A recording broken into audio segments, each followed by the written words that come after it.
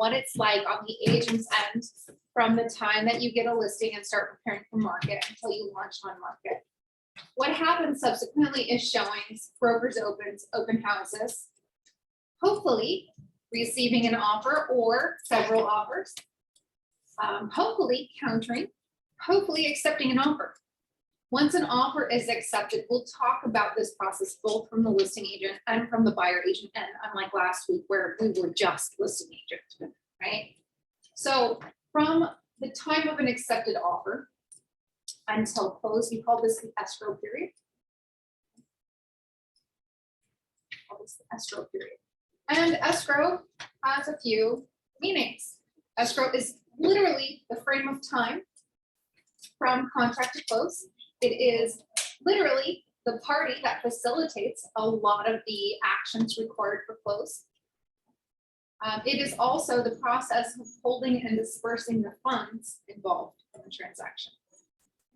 So when people talk about opening escrow, they're talking about the process of setting their escrow up with the escrow holder or escrow officer, or the escrow company. But technically, the moment that you have an accepted offer or counter offer, you are technically in escrow. So this means if you have an offer accepted on a Saturday, you are technically in escrow, even though you can't open the escrow officially with the escrow holder until Monday morning. So for both agents, once you open an escrow, there is a massive flurry of activity for the first couple of days. I'm going to close this door because I'm getting distracted.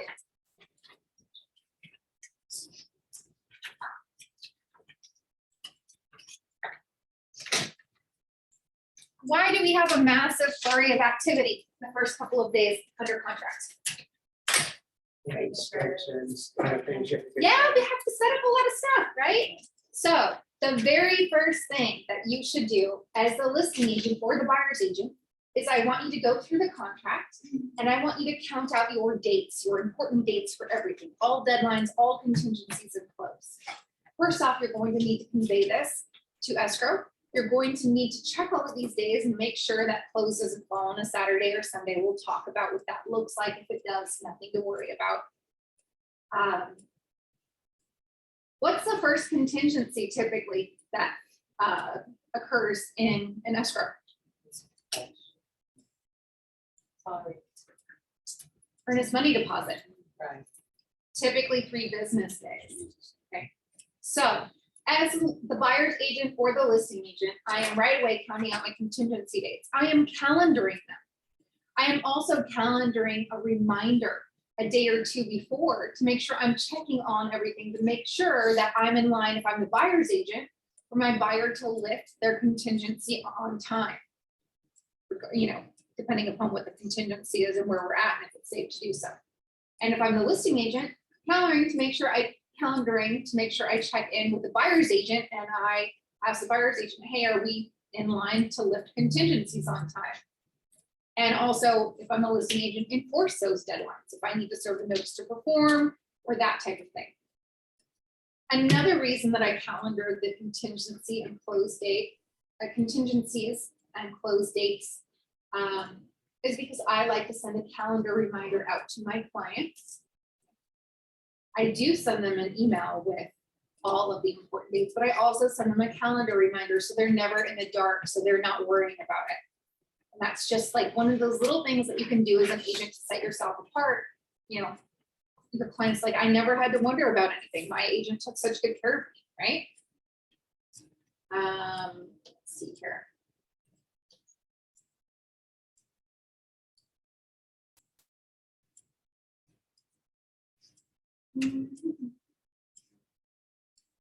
So the next, it's not casting, that's fine.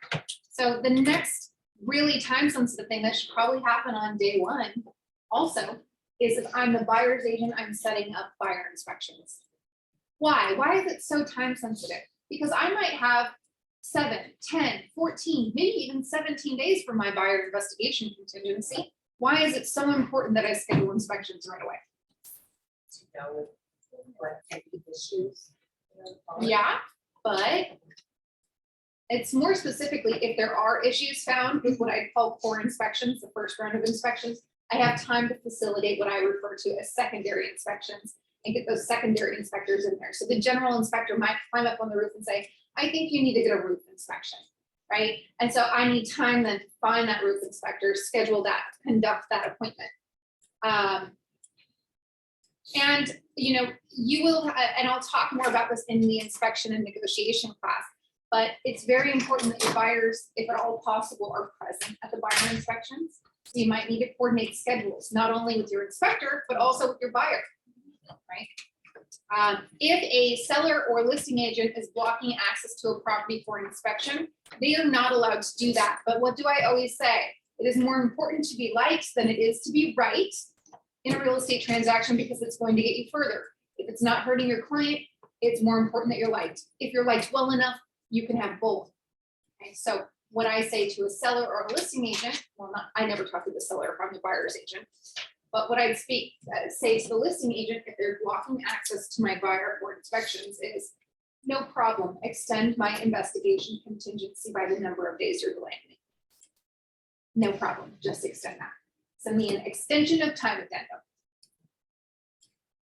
One of two things will happen. They will either apologize and get you in when you asked, or they'll send you that extension of time addendum. No worries. Totally fair response. I also on day one, and by the way, I calendar my inspection schedule also, and I invite my buyer to that. If I'm the listing agent, I'm technically the one responsible for opening escrow, like formally telling the escrow company about the escrow and giving them a copy of the contract and all addendums and counters that may or may not be part of the contract as well, and connecting them with the buyer's agent. But if I'm the buyer's agent, I do not fucking wait for people. I just get my stuff done, because as the buyer's agent, I have way more on my plate the first week than the listing agent does. So if I'm the listing agent, I'm doing what I'm supposed to be doing. If I'm the buyer's agent, I'm just asking for the escrow contact information anyway, if I don't already know who it is. And I actually draft a templated email that I have, and it, my template changes a lot because your escrow information is different every single time. But basically, you want to get your client's contact information over to escrow. I actually include, if I'm representing buyer, I include escrow. I include an attachment with a completed copy of the contract and any subsequent counters, addendums. I include the buyer, the buyer's lender, and escrow, and I introduce them all to one another. I ask escrow to send me a draft of the escrow instructions that I'd like to approve prior to going to my client. That's important because I can't tell you how many times I find errors, and they'll just send them out to my client without like sending them to me. No, escrow answers to the contract. Who's the master of the contract? The agent. So who does escrow answer to in essence? Agent. The agent is the client, basically. Technically buyer and seller are, but I mean, I'm the one as the agent that is in charge of the contract terms, right? So it's ultimately my responsibility to make sure that escrow is aware of what those are and it's accurate, so that it's carried out in an accurate way. So I want to see the escrow instructions and I want to approve them before they go to my client. I want, if I'm representing the buyer or the seller, I ask escrow to please get a copy of the wire instructions for the earnest money deposit to the buyer the day that I open escrow. The buyer will wire those funds to the escrow company. You should also calculate out the dollar amount of the deposit, and I would check that with escrow to make sure you're on the same page. Let's see what else. Yes. When the buyer wires the money to the escrow company, do they also, if they do an email saying, the extent that they do copy me, right? Or you, Well, I ask escrow and my clients to always copy me on any correspondence to one another. And if I see escrow, like a lot of times an escrow officer's assistant will come in and just email the client directly. I catch that shit, like, because my client will ask me, what is this? I'll be like, I didn't get it, can you forward it to me? I get livid, absolutely livid when anyone sends shit to my fucking client without copying me on it. And I make it clear without being told bitch. Okay. I can't help my client, I can't fix things, I can't supervise, I can't conduct my duties as the agent of overseeing and making sure it's accurate if I don't know what's going on, if I don't see it. So yeah, I asked that I'm CC'd on it. What else? I ask escrow if I'm the buyer's agent to please coordinate with the buyer's mortgage broker and get all the fees out to them right away. Because until escrow issues an estimated closing statement with fees to the lender, they cannot order the appraisal. Okay, and I have an appraisal contingency, right? So as the buyer's agent, I'm sort of responsible for babysitting buyer, lender, and escrow in their coordination. Yeah, and I encourage the buyer, if I'm buyer's agent, to get their wire deposit in sooner than later, because a lot of escrow officers are a little lazy and they don't want to do escrow instructions or estimates until the buyer's earnest money deposit is in, because technically you don't have an escrow until then. And not getting an earnest money deposit in is a pretty strong indicator that the buyer's not serious. But my clients are, so I demand that my escrow officer take care of it right away. So if you are finding that to be the case, you might want to pick up the phone and just ask escrow, hey, can you please just get this done? My buyer's on it, but we need to get the appraisal ordered, and you know, the lender can't do that until we have your fees. Okay. It's also a great time to, once you get the wire instructions, as the buyer's agent, call up, verify those wire instructions with the buyer, and introduce the buyer to the escrow officer. Okay. Introduce them. Encourage your clients to feel free to ask for, information from escrow.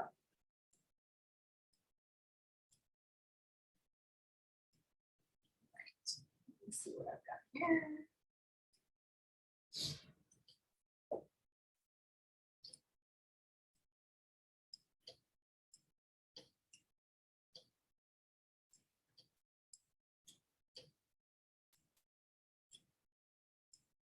All right.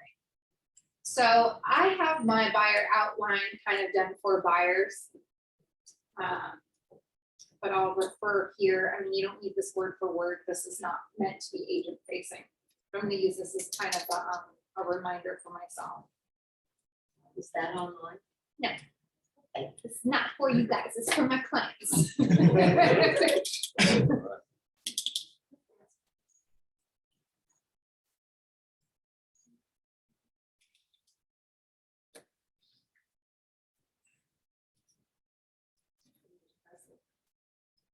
Yeah, well, I get doctors, attorneys, engineers. They want to know how everything happens. So I just bit the bullet one night, took the bottle of wine, and I sat down and I wrote it out.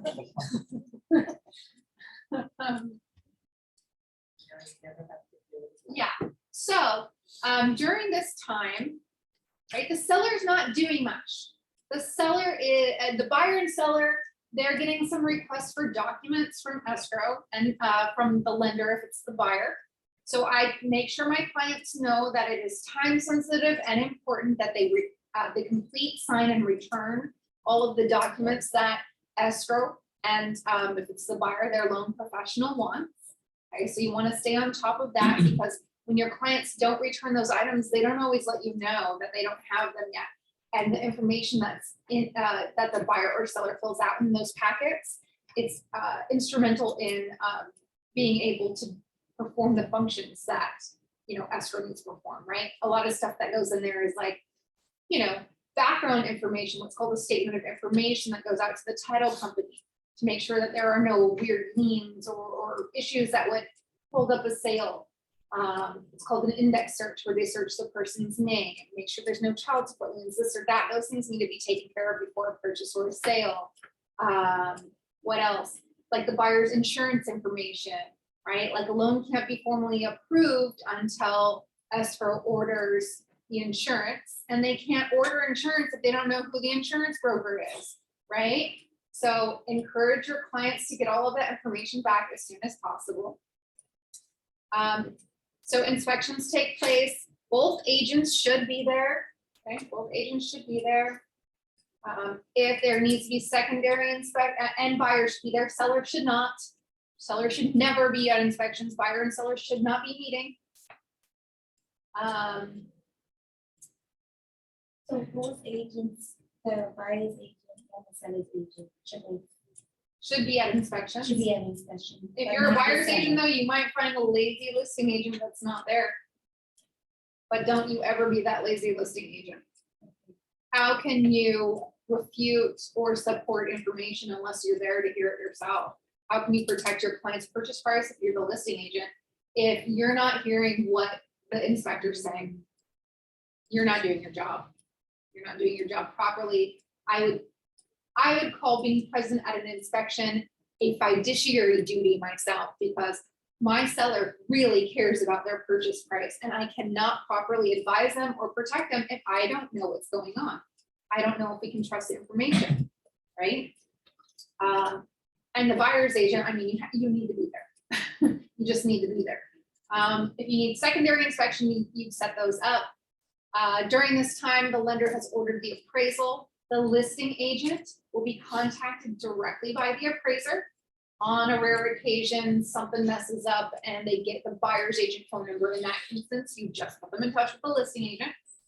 The listing agent should typically be present at the appraisal, but again, some listing agents are lazy. So if you're worried about the appraiser and you're the appraisal and you're the buyer's agent, find out if the listing agent's going to be there. And if not, ask them if you can be. Okay. Also, you kind of want to babysit and make sure that the appraisal is happening. So, you know, like at the end of week 1, I might ask the listing agent or the buyer's mortgage professional, hey, has the appraisal been ordered? Or for the listing agent, has the appraiser reached out to you to schedule an appointment for access? Okay, so that's going to happen while that's happening, or, you know, that's typically happening during the first week or 2, hopefully first week or 2 of escrow. Once all of the inspections are complete from the buyer's agent, I may need estimates for things. We may have uncovered a big issue that I've looped the listing agent into, and you'll learn more about my theories on this in inspection negotiation class. In that instance, we might want, another inspector that we both agree on out. We may have conflicting information, right? So we need to resolve these issues during the investigation contingency, because it's very rare that things go the way they're supposed to in inspections. Very rare. And sometimes I need a third opinion. Sometimes I need a fourth. Okay. Sometimes inspectors will give me information, but not estimate for numbers. And if the buyer wants to make a request, which they almost always do, I need numbers. I need numbers, unless the buyer just wants the seller to make repairs. And even in that instance, usually the seller wants to know how much it's going to cost before they'll agree to that, right? So I need to support everything with numbers. It's very rare, but I wish you all many great inspections where you have little to no inspection request. You make this request if you're the buyer's agent, and it would be either a credit, repair, or reduction of purchase price, or any combination thereof. If it's a large amount in credit, you'll want to check with the buyer's loan professional to see if they will allow the entire dollar amount. Okay, because lenders do limit the amount of credit that a buyer can receive from the seller. And I'll talk, yes. So would you do that with a general contractor simultaneously? To get Most of the time, my specialty inspectors will be giving me the dollar amounts. But if I need to have some sort of specialty or general contractor give me an estimate, yeah. But I'll talk to you guys more about this in inspection negotiation class. I like to collaborate with the other agents so that my buyer's request is received well. Because, right, you're only ambassador to the seller if you're the buyer is the listing agent. And so if the listing agent sees the information is valid and it's been involved in part of the process, they're likely telling their seller, this is real, you need to work on this, this is a big issue. Even if we said no, the buyer is likely to cancel and we have to disclose this information to any subsequent buyer. So I like to include the listing agent in my problem solving journey. Most of the lenders, they sometimes limit how much they sell. Yeah, they do. And I'll talk way more about that in the inspection and negotiation class. But they limit it typically to what are called non-recurring closing costs. Non-recurring closing cost means one-time fee paid through the escrow, like an escrow fee, a title fee. Recurring closing costs are things that the buyer will pay often, like taxes, like they'll pay them more than once during their home ownership period, right? In any case, if there is a limit on them that exceeds your credit amount, you can do a price reduction or combination or whatever you need to. There's ways around it. So also during this time, you want to make sure that the buyer's insurance is secure. Okay, there is an insurance crisis in California where companies do not want to insure property. It is a big political movement because the state is not allowing the insurance companies to charge a certain premium. They make them follow certain regulations, and they've had massive losses due to the wildfires. And so at first, it was just difficult to get insurance on high fire severity zones for homes. But that is no longer the case. I mean, I sold a flats home and we couldn't get fucking insurance to save our life. We thought it was going to cancel just because of that. In the flats, we don't have fires in the flats, right? It's a political movement. So the insurance companies are just refusing to insure, to put pressure on our government to allow them to charge more. Basically. Wow. Yeah.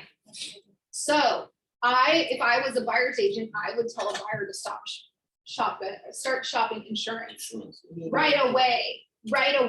That way you're covered in your contingency periods of protection. Insurability is part of the investigation contingency, guys. But a lot, it was never a problem. So a lot of buyers don't think about it until they know the deal's going through.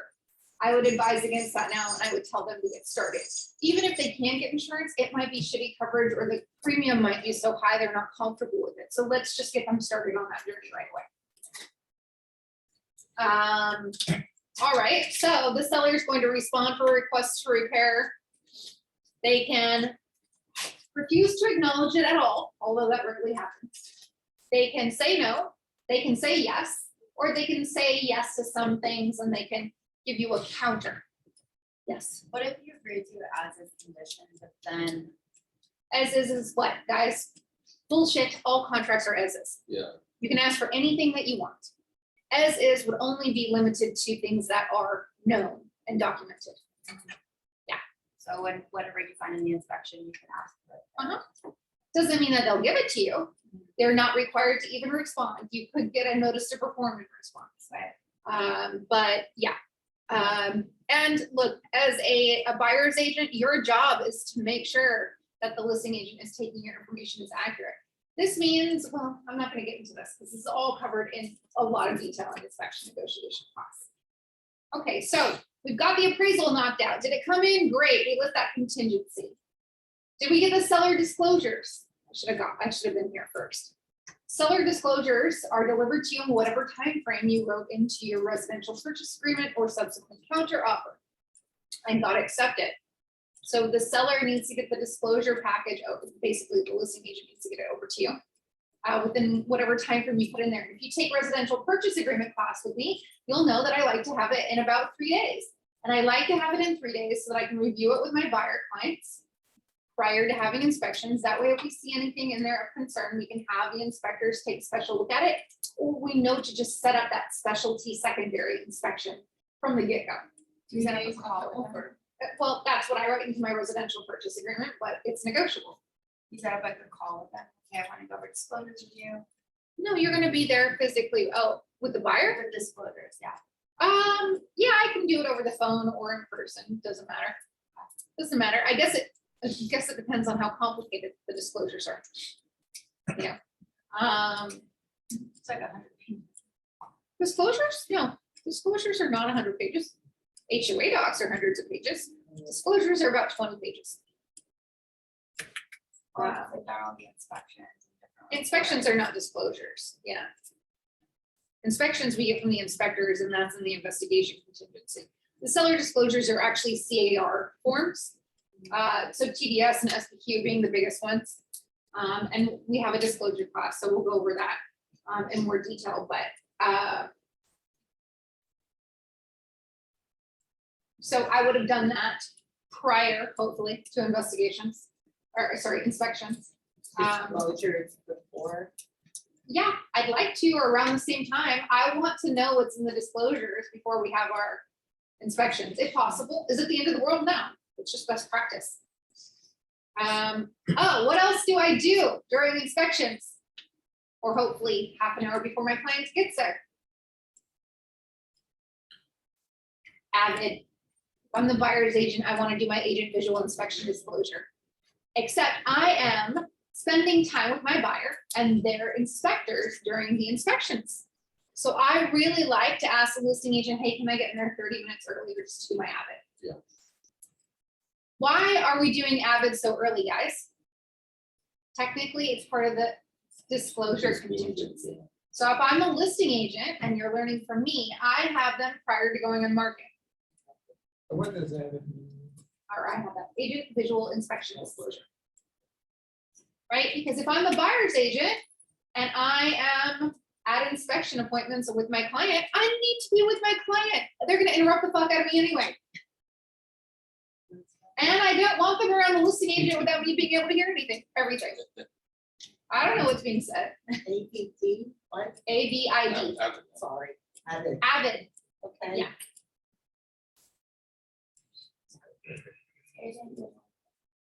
Thank you.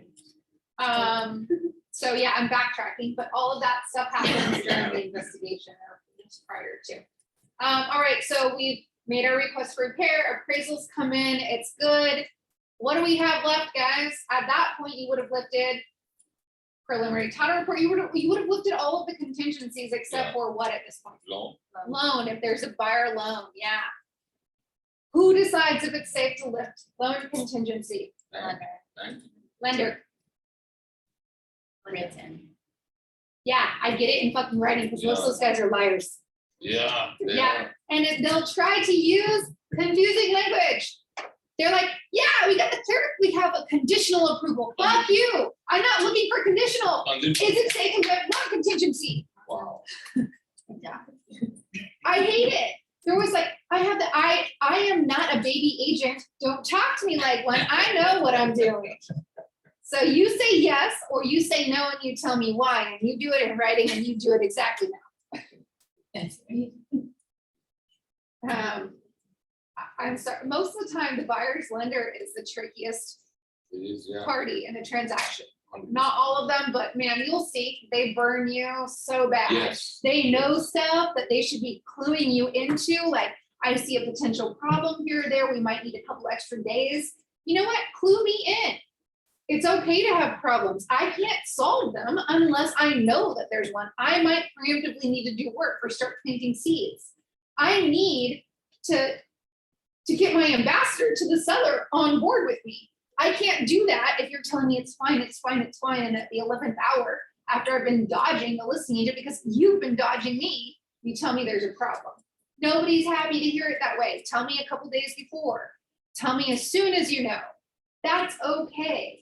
It's buyers loan professionals that just completely shirk things, don't answer, mislead on purpose, and it happens a lot, more often than not. Like, I don't even work with a buyer anymore that won't work with my preferred lender that doesn't have a private banking relationship. Private banking relationship, they're loaded, the bank will do whatever we want them to. So that's fine also. But yeah, I will not even work with a buyer anymore that won't work with my preferred lender. I don't need more white hair. So it's good to have a preferred vendor. It is, but look, girl, I needed money and I needed business, so I didn't get to do that the first 15 years of my career. That is not something like, if they're already working with a loan professional, you don't get in the middle of that. That might damage your relationship with them. But you're gonna be babysitting buyer lender a lot. Yeah. And don't get me wrong, some of them may be good. Just more often than not, they're not, and they keep you in the dark. They know stuff, they don't tell you, and then it's on you to solve the problem that, you could have solved way easier if they would have put you in. Or how about telling me this is an iffy loan, so I don't bust my ass and do my entire job, kill myself over negotiating credit for something that's not gonna happen. Why would they want to waste? Because they don't, well, they're hoping to pull a rabbit out of a hat. But you know what? Like, just clue me in. Buyers, lender, we're on the buyer side, right? We work together, we're a team. So that's what I have an issue with. And like I said, they're not all like that, but a lot of them are. A lot of them are. And a lot of them just don't know what they're doing, just like agents, right? Some agents really know what they're doing and some have no idea what they're doing. They're just trying to figure it out. And so there may be some that just, they don't know that there's gonna be a problem because they don't know what they're doing. And there are always last minute loan issues also, even if the person does know what they're doing, that will come up. You know, the buyer will have to scramble to get additional documents. That'll delay you. That's fine. Most listing agents and sellers have no problem as long as you're upfront about a potential issue, exactly what that issue is, and what kind of time frame that can be resolved in. It is pretty typical for the listing agent to talk to the buyer's loan professional at the beginning of the transaction, and then in the case that there's any issue. But you know, you should encourage your buyer's loan professional to speak to the listing agent anytime that they call them. But obviously, you want them to filter any potentially concerning information through you before it goes to the listing agent. You don't want something shared directly with the listing agent that's not shared with you first. Okay, so Can listing agent reach the loan specialist directly? Yeah. That's what I just said. Yeah. And you should encourage the buyer loan professional to be very responsive to the listing agent. It inspires confidence. Not responding to listing agent is the opposite, right? Okay, so once you have it in writing that it is safe to lift the buyer's loan contingency, and oh, just one more note, sorry, loan professionals for bagging money, but some of them will just say, I'd rather not lift the loan contingency. We have to lift the loan contingency, dude, so when's it gonna happen? We have to. I don't care if you're comfortable or not, get me your boss, but let me talk to your boss. What's the benefit of them not lifting the loan? None, they're gonna get a notice to perform from an agent like me who's super pissed. Wouldn't they make money if they, wouldn't it make sense? They can for still them? close a loan without ever lifting the loan contingency. We can close an escrow without lifting contingencies, it just meant up until the last second the buyer can cancel. That's not fair to the seller, right? Yeah. Yeah, I've had a couple of buyer lenders like that where I'm like, yeah, that's not how it works. What's your boss's telephone number? Are you talking from the seller's point or from the buyer's? Both. Both. Both. But I hope you don't have that experience. And if you do, if you hear words like clear to close instead of closing or funding, if you hear words like conditional loan approval instead of we're still working on it, or yes, it's safe to lift the loan contingency. These are triggers to know you have one of those people you should be concerned about. Okay. When you ask to work for someone else, but then What? the office. No. There, It's the buyer is the one selecting their loan professional. You have no, or a different agent. you have no authority to do so. But you can speak to their supervisor. Just remember, it's a balancing act because this is someone that your client selected. So you don't want to step on any toes. Like even when I have to deliver information to a buyer that their lender is not inspiring confidence in me, I do it gently. I don't know what their relationship is like. Maybe they went to college together. I have no idea what the relationship's like. I don't want to damage my relationship with my client over it, so I have to do it gently. And, you know, I've had loan professionals in the past that completely ignore me, but were very responsive to my client. And I had to tell my client, you need to talk to your mortgage person because while they're great with you, they are terrible with me. And if they're terrible with me, that means they're gonna be terrible with the other agent.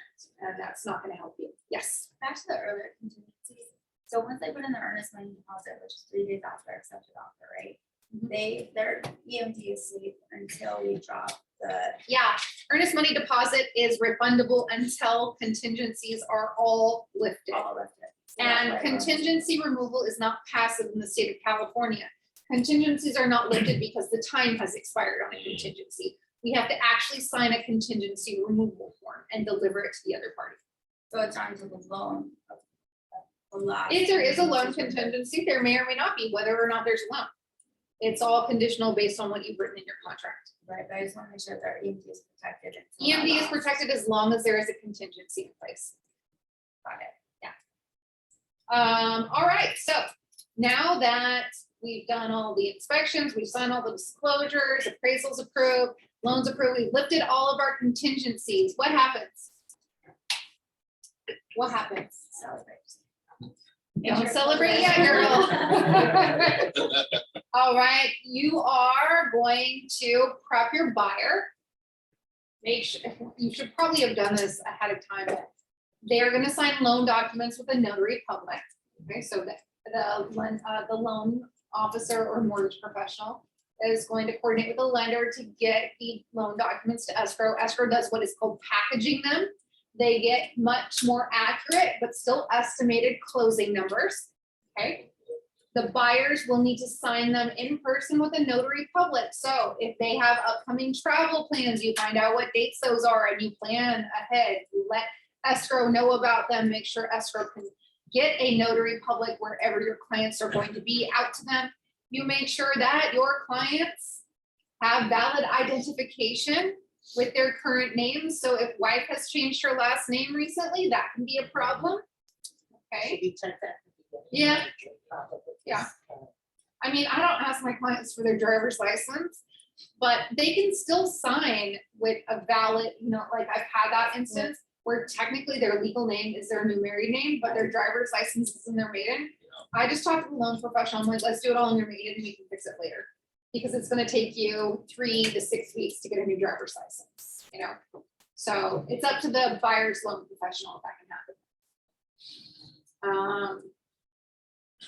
So we need to be aware of the week that we're dropping the loan contingency. That week is when all the loan docs. Not the rest of the loan necessarily. docs are Your fine. loan contingency can be 5 days long, or you can have a loan and not even have a loan contingency. But loan documents typically go out a week of close, within a week of close. So just make sure your client's present. Yeah. and out of the way. And look, loan documents and closing rarely happens on time. It rarely happens on time. It's very common for it to close a day or 2 or 3, or even more late. Very common. Sometimes everything gets done early and buyer and seller want to close early. So you can do your best to plan things, but it will not always go as planned, and you want to prepare your clients for this as well. Okay. So, you know, they might be saying, oh, we'll be fine because we're going out of town this day. Well, you need to know where they're going out of town and just prepare escrow in any case. If your client is out of the country, even more complicated, seller and buyer need to have documents notarized in escrow. The seller needs to have a notarized grant deed transferring the title of the home from them to the new owner, right? So if buyer or seller are out of the country, they will need to schedule an appointment with the embassy in order to have a notary that is binding in the US. And some countries that can take a month to get an appointment at. So if I have a listing where my seller is out of the country, I will actually have escrow prepare a grant deed before we're even in an escrow. They can add the buyer's names after the fact. The only thing is you have to make sure that the seller is very sensitive with that information and FedExes it back to escrow, because you don't want something like that floating around in the world. It's a sensitive document, right? What else am I doing this week? My week of close. If I'm buyer's agent, I am scheduling the buyer final walkthrough and completing the verification of property condition form with the buyer. And what is the purpose of the final walkthrough? Make sure the house is in the same condition as it was. Yeah, there are 3 reasons, 2 real reasons and a 3rd reason. Make sure the property is in the same condition, like Richard said, as the time the offer was made, right? The wall on the east side of the house hasn't fallen down, nobody's cut a hole into the floor. To make sure any agreed upon repairs have been completed. Okay. And for a fuel good. The buyer, when they sign the loan documents, or when they sign the loan documents, they're gonna get, I told you, that newly updated estimated closing cost summary. Now they're gonna wire in, right? They've wired in their earnest money deposit, which is typically 3%. But if they're putting 10% down, they're going to be wiring their closing costs plus that 7%. They're putting 20%, that's 17% plus their closing costs. So now they've given all of their money. They feel very poor in the world to escrow, and it's been a long time since they've been in that house. So it's a nice feel good for them to remind them of what they just bought And also, if they want to bring people into like measure for blinds or a family member, it's a feel good. It's a feel good appointment as well. And it should be as such. And, you know, depending on the situation, I might even bring a bottle of champagne into this appointment just to give it that celebratory feeling that I want my clients to have. Yeah. Because this is probably the part, by this time, your client has no out, right? And even though inspections were very stressful, this is probably that last really stressful feeling they have before you close escrow. And that's because they've just given all their money in the world and they don't yet own it, right? They've just signed their life away on loan documents. They don't yet own it. So I try to give it that celebratory feeling by showing up, you know, and I will bring like fancy crystal wine glasses or something, a box that is to be theirs, like a preemptive closing gift, and a nice bottle of champagne. If they drink, if, you know, like if it's appropriate, particularly like if they bring their parents in or something, I'd like that to be a thing, or a friend. Remember, I also want referral business. So I try to make it really positive and fun. Then loan docs are signed. The loan will, buyer will wire the funds in if they haven't already for closing costs and the balance of their down payment. The loan documents go back to the lender, to the funding department, and someone called a funder goes through it. Like underwriting's been going through all of the loan documents today. The funder is responsible for the final check on everything. They'll coordinate a lot of things with escrow back and forth last minute. They will fund the escrow, and then in LA County, you record the day after you fund. So it's a pretty sure thing that you're going to close once you fund, but every once in a while, a recording will get pulled for like the county recorder's office will like a notary seal. There'll be something unusual that happens. Someone will throw a last minute fit and say don't record. But you usually have strong indications that you have a problematic escrow before any of that kind of things happens. So you're pretty much in the clear at this point. You fund, then you record. Once you get confirmation of recording, the buyer is now the new owner. And so listing agent and buyer's agent, they coordinate to get the keys. And buyer's agent, you get to have, you know, like this is your feel good moment. You hand the keys, you congratulate your client, you call them up and congratulate them that they are now the, you know, the new proud owner of blah, blah, blah. Yeah, so that's that. As the listing agent, once the contingencies are lifted, you're just checking in on the loan, checking in on escrow, kind of, you know, just oversight, just biding your time, treading water. But again, from the listing agent end, you're making your feel good phone call too. Sellers have successfully sold their home, right? So, yeah. Then you celebrate. What? Then you celebrate. Yeah, then you celebrate. I usually give my clients a week or two to chill, and then, you know, I'll mention it to them. I don't usually do closing gifts unless there's a need. Like if my client needed something, I take my clients out. Yeah. I take them out. I want to solidify the relationship, but you know, I'll tell them like at close, I know you're crazy busy right now because you're moving and settling in and all this and that. I'm gonna call you or email you in a couple of weeks to make plans to have, I'd like to take you out to celebrate. And that's what I do. Yeah. That's a dinner. I was gonna ask you for closing on April 10th, and my business partner was saying that, see if you can try to close it by Friday, because otherwise the buyer has to do more if it's like a weekend. Is that true? Like if the date is extended, does the buyer have to pay more? What's the sales price? 1.4 You're talking, they're buying with a loan million. and your close date is the 10th. Mhm. It's because you have to fund one business day prior to reporting. So they're gonna fund on Friday, have to pay interest on the loan, even though they don't own the property Saturday or Sunday. So they're gonna pay 2 extra days of interest. Oh, Yeah, but why would that ever happen? Because when you count out those contingency dates, a close date is typically 30 days from acceptance, right? It can be, you can negotiate it, it can be a finite date, but we typically do a time frame so we have time to do everything we want, and we can't control how long it takes to get an accepted offer, an offer accepted, excuse me. So when I told you the very first thing I do is calculate all my dates out. Yeah. When you see that you have a close on a Monday, that puts a buyer in a bad position. As a listing agent or buyer's agent, you care about this. Okay, you don't want to fund on a Friday. If you find that you close on Saturday, Sunday, or Monday, typically we move that closing to Tuesday. We fund on Monday, we close on Tuesday. And you address that immediately. It becomes very problematic if you're at the end. And now all of a sudden the buyer has to fund on a Friday, pay interest Saturday, Sunday. The lender actually makes them sign an extra disclosure for that as well because of the added costs. And it may or may not be significant. I don't know what the daily cost is. It's going to depend upon the specific loan, borrowed amounts and interest rate and all of that. But it should have been negotiated up front. Very likely, if the listing agent is rational, they'll do it. But again, at the end, seller has plans, like moving plans, right? Buyer has plans, moving plans, things like that. So you may want to check with the listing agent to see if it's a possibility first. But you might, To what, to fund on like Monday? to close on Tuesday, so the buyer doesn't have to fund on a Friday, pay interest over the weekend. So like to fund on Monday. and close on Uh-huh. Tuesday. Mhm. Yeah, that's what's typically done.